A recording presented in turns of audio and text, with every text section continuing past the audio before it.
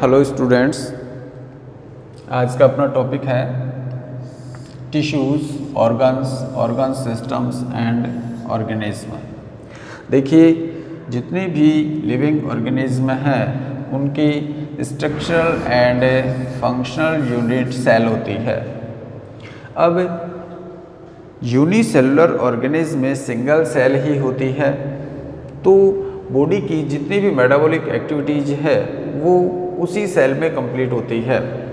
But multi cellular organism में number of sales ज़्यादा हैं, तो इनमें कुछ सेल्स ग्रुप में अरेंज होकर किसी पर्टिकुलर फंक्शन के लिए रेस्पॉन्सिबल हो जाती है। तो इस ग्रुप ऑफ सेल्स को हम टिश्यू कहते हैं।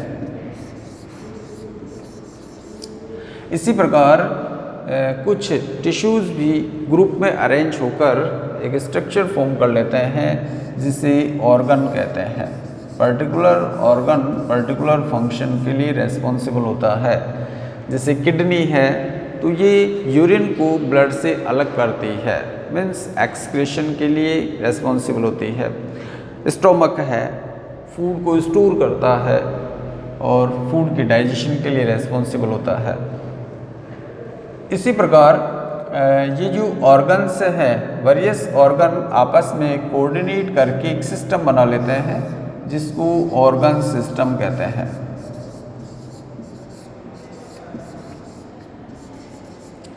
जैसे एक एग्जांपल ले, यहाँ पर डायग्राम में दिखाया हुआ है। ये जो डायग्राम है ये एक्सक्रीटरी सिस्टम का है। तो ये क्या हो गया, एक ऑर्गन सिस्टम हो गया। अब इसमें वेरियस ऑर्गन्स ने कोऑर्डिनेट कर लिया। यहाँ पर किडनी है तो 2 किडनी से एक एक डक्ट निकलती है जिसको यूरेटर कहते हैं,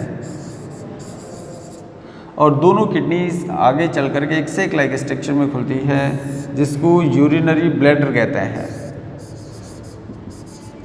अब ये यूरिनरी ब्लैडर क्या करता है, यूरिन को स्टोर करने का काम करता है, और इसके आगे का इसका जो माउथ होता है उसको बोलते हैं यूरिथ्रा। तो वेरियस ऑर्गन्स मिल गए, यूरिथ्रा मिल गया, urinary bladder, ureter and kidneys. तो ये एक ऑर्गन सिस्टम हो गया। तो एक ऑर्गन सिस्टम एक पर्टिकुलर या स्पेसिफिक फंक्शन के लिए रेस्पॉन्सिबल हो गया। तो एक्सक्रीटरी सिस्टम क्या करेगा, हमारी बॉडी के अंदर वेस्ट मटेरियल को रिमूव करेगा। अब वेरियस ऑर्गन सिस्टम आपस में कोऑर्डिनेट होकर के एक ऑर्गेनिज्म को फॉर्म कर लेते हैं। तो यहाँ पर ऑर्गेनिज्म का फॉर्मेशन हो गया, या हम यहाँ पर बॉडी लिख सकते हैं क्योंकि कंप्लीट बॉडी यहाँ पर फॉर्म हो गई। आगे देखें, इसकी थ्योरी देखते हैं हम। Tissue, organ system and organism. The structural and functional unit of all organism is cell. तो सेल ही स्ट्रक्चरल एंड फंक्शनल यूनिट होती है सभी ऑर्गेनिज्म की। दीज ऑर्गेनिज्म में बी यूनिसेलुलर और मल्टीसेलुलर। अगर ऑर्गेनिज्म में सिंगल सेल है, केवल एक ही सेल से वो बनी है, तो उसको हम कहेंगे यूनिसेलुलर, और उसमें बहुत सारी सेल्स हैं तो हम उसको कहेंगे मल्टीसेलुलर। एक से ज़्यादा अगर सेल हैं तो वो मल्टीसेलुलर की कैटेगरी में आता है। Each cell is a mass of protoplasm bounded by a plasma membrane. तो एक जो सेल होती है वो एक प्रोटोप्लाज्म का मास होता है, प्रोटोप्लाज्म का द्रव्यमान होता है जो कि प्लाज्मा मेम्ब्रेन द्वारा ढका हुआ रहता है। तो अगर मान लिया प्रोटोप्लाज्म के बारे में हम ले, तो प्रोटोप्लाज्म के 2 कंपोनेंट होते हैं। एक होता है प्रोटोप्लाज्म, एक होता है साइटोप्लाज्म। इसके 2 कंपोनेंट होते हैं, साइटोप्लाज्म और दूसरा होता है न्यूक्लियस।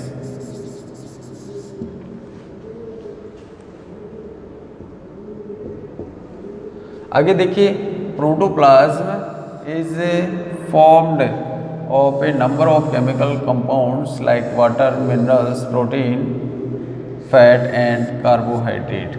तो जो प्रोटोप्लाज्म है ये फूड के वेरियस कंपोनेंट के द्वारा मिलकर के बना होता है। These cells are not static। ये जो सेल्स होती हैं वो स्टैटिक नहीं होती है बट डायनामिक एंटिटीज। तो स्थिर नहीं होती है बल्कि गतिशील होती है। Because these not only move from one place to another but also undergo growth. तो देखिए सेल्स है वो किस किस के लिए रेस्पॉन्सिबल होती है, ग्रोथ है, रिपेयर है, रीजनरेशन। रीजनरेशन का मतलब होता है पुनरुद्भवन, यानी कि एक उद्भवन होता है, दोबारा से उनकी ग्रोथ होती है। खोए हुए जो ऑर्गन्स हैं, टिश्यूज हैं, उनकी पुनः प्राप्ति कर लेना ही रीजनरेशन कहलाता है। And exchange of materials exchange होते हैं, जैसे हमारे और एटमॉस्फेयर के बीच में जो मटेरियल्स हैं वो एक्सचेंज होते हैं। हम एटमॉस्फेयर से ऑक्सीजन इनटेक कर रहे हैं, कार्बन डाइऑक्साइड को रिमूव कर रहे हैं, तो इसके लिए हमारे लंग्स की एल्वियोलाई की सेल्स रेस्पॉन्सिबल होती है। इसी प्रकार प्लांट्स के अंदर जैसे मान लिया फोटोसिंथेसिस होता है, तो उसके लिए वाटर वो रूट के द्वारा एब्जॉर्ब किया हुआ वाटर यूज़ करते हैं और एटमॉस्फेयर से कार्बन डाइऑक्साइड को एब्जॉर्ब कर लेते हैं और बदले में ऑक्सीजन को रिलीज़ कर देते हैं। तो exchange of materials with the extra cellular medium by जो सेल्स हैं उसके बाहर के जो मीडियम है, माध्यम है, वहाँ से गैसेज एक्सचेंज के लिए रेस्पॉन्सिबल है। इसके अलावा रिपेयर, ग्रोथ, रीजनरेशन, तो ये सभी फंक्शंस सेल द्वारा होता है। So have an open system, तो इसलिए ये खुला तंत्र बनाते हैं। आगे देखिए, in multi cellular organism the cells coordinate with one another to form tissues. तो मल्टी सेलुलर ऑर्गेनिज्म में सेल्स आपस में कोऑर्डिनेट कर लेती है, ग्रुप बना लेती है और एक पर्टिकुलर फंक्शन के लिए रेस्पॉन्सिबल हो जाती है, perform some specific function. In animals these are 4 type of tissues. Animal में 4 टाइप के टिश्यू होते हैं, इनकी स्टडी हम कर चुके हैं। Epithelial tissue, muscular tissue, connective tissue and nervous tissue, each of which specialized to perform a specific function. तो इनके जो फंक्शंस हैं हम स्टडी कर चुके हैं कि जो वेरियस एनिमल टिश्यू है वो अपने पर्टिकुलर फंक्शन, स्पेसिफिक फंक्शन के लिए रेस्पॉन्सिबल होता है। In animals from flat worm to mammals, देखिए मैमल्स होते हैं वो स्तनधारियों को बोलते हैं, जो ऑर्गेनिज्म अपने बच्चों को दूध पिलाते हैं। फ्लैट वर्म एक लोअर कैटेगरी का एनिमल होता है, चपटे घर में बोलते हैं इनको। ये हम क्लासिफिकेशन में इनकी स्टडी करेंगे। फाइलम में प्लेटीहेल्मिन्थेस का मेंबर होता है। तो फ्लैटवर्म से लेकर के मैमल्स तक के जो एनिमल्स हैं इनके अंदर जो टिश्यूज है वो आपस में कोऑर्डिनेट करके किसी पर्टिकुलर फंक्शन के लिए रेस्पॉन्सिबल हो जाते हैं। तो in animals flatworm to mammals different type of tissues coordinated to perform specific function to form organs. तो ये क्या बना लेते हैं, ऑर्गन बना लेते हैं जो कि पर्टिकुलर फंक्शन के लिए रेस्पॉन्सिबल होता है। Each of which is specialized to perform some specific function. अब यहाँ पर देखिए हमारे पास में कुछ एग्जांपल्स दिए हुए हैं जो वेरियस ऑर्गन्स हैं वो अलग अलग फंक्शन के लिए रेस्पॉन्सिबल है। सबसे पहला आता है इसमें हार्ट। हार्ट इसका फंक्शन देखिए, pumping action of transport the materials. तो पंपिंग एक्शंस द्वारा यानी कि प्रेशराइज करता है ब्लड को। तो ब्लड के साथ में जो न्यूट्रिएंट्स होते हैं, गैसेज होती है, वो बॉडी के सभी टिश्यू, सभी सेल्स तक पहुंच जाती है। लंग्स देखिए, लंग्स से रेस्पिरेशन के लिए रेस्पॉन्सिबल होता है।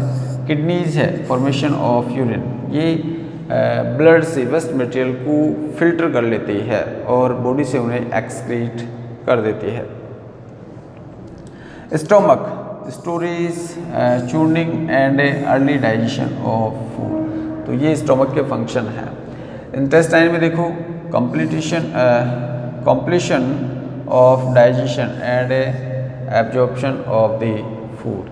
तो completion होता है डाइजेशन, मतलब जो डाइजेशन है हमारी एलिमेंट्री कैनाल में वो कंप्लीट हो जाता है और कंप्लीट होने के बाद में इसका एब्जॉर्प्शन होने लग जाता है। बट आगे देखिए इसमें, बट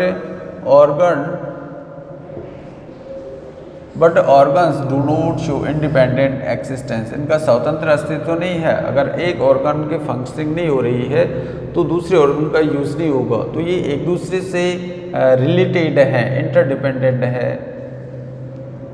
डिफरेंट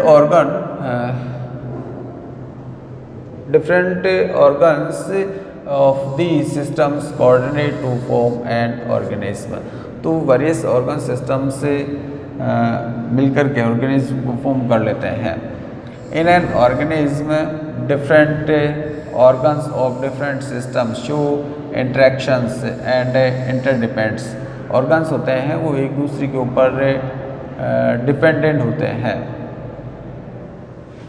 रीनल फेलियर, देखिए एक इसका एग्जाम्पल भी है कि अगर मान लीजिए किडनी फेल हो गई, रीनल फेलियर, रीनल किडनी का वर्ड है, किडनी के लिए लिया जाता है फेल्योर, तो ये फेल हो रही है, फंक्शनिंग नहीं कर रही है।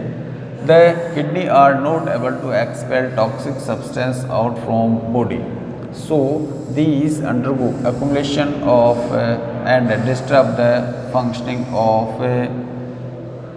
of number of organ including brain।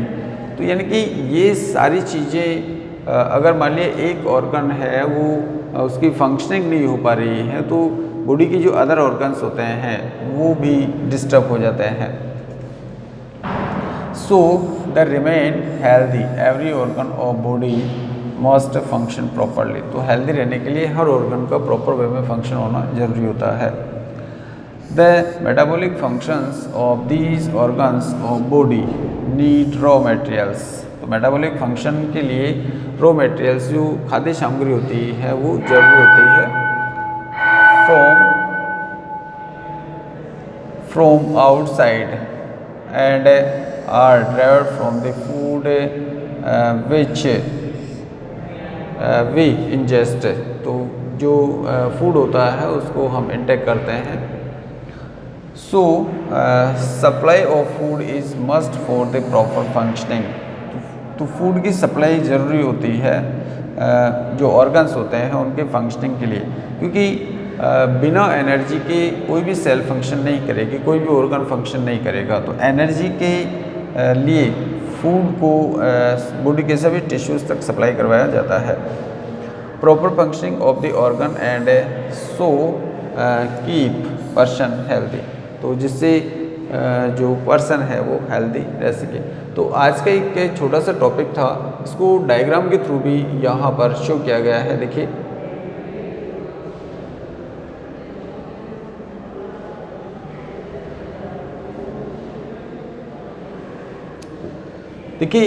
Structural and functional unit है सेल। तो ये सेल है। अब जो सेल्स हैं उन्होंने ग्रुप बनाया और ग्रुप में अरेंज होकर के एक पर्टिकुलर फंक्शन के लिए रेस्पॉन्सिबल हो गई, जिसको हमने टिश्यू कहा। अब ये टिश्यूज़ क्या कर रहे हैं, ऑर्गन का फॉर्मेशन कर रहे हैं। अब ऑर्गन सिस्टम बना दिया। तो जो ऑर्गन सिस्टम है, वेरियस ऑर्गन सिस्टम्स होते हैं, जैसा हमने अभी भी बताया था आपको, और various organ system complete organism का फॉर्मेशन कर देते हैं। तो आज के इस वीडियो में हमने देखा कि एक सेल से एक ऑर्गेनिज्म कैसे फॉर्म होती है, और ये सब सेल डिवीजन और सेल डिफरेंशिएशन द्वारा कंप्लीट होता है। तो